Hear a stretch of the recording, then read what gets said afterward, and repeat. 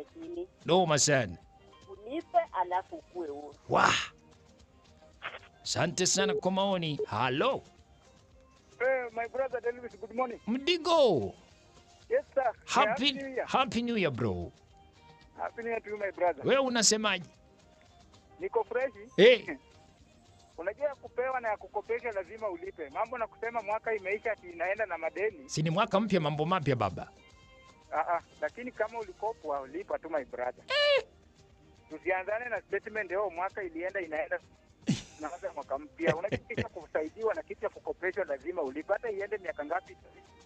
Kwa hivyo unatembea tu ukijua mimi na nia na deni langu, kwa hivyo lazima anipe. Hiyo deni langu my brother. Naam. Nakuja kuelewa kwamba dawa ni kulipa mtu wangu. Hii mambo sema ati tulivuka salama ati tusahau, no.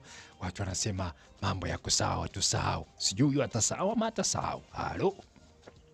Jina la Yesu lipewe sifa. Amina mami Fani kwa Toko na Kodemba. Asante kwa mjadala yako, ni poa tena inanijenga. Ndio. Mtu akikopa kitu yako kulipa ni hawezi lipa. Ni 1 kwa 100.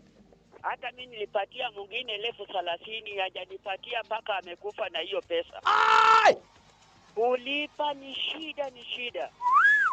Hata jana niliona maajabu. Wapi?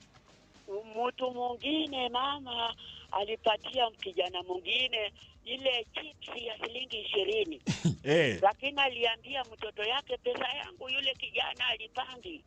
Yule kijana alishika huyo kijana, alipiga, ametoa hata meno upande moja. Jana niliona tena nguo akararua kwa shilingi 20 tu alipi.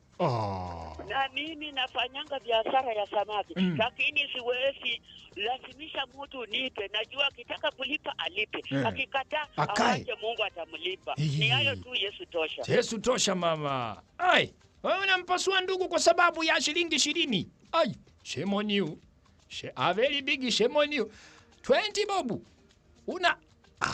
Unatoa ndugu yako meno. Meno kabisa, meno haya ambayo si milk teeth kusema yatamea. Jamani, shilingi. Mama alijionea mambo na mimi nimesikia mambo. Hadi mbinja imekataa kutoka. Hebu nijaribu.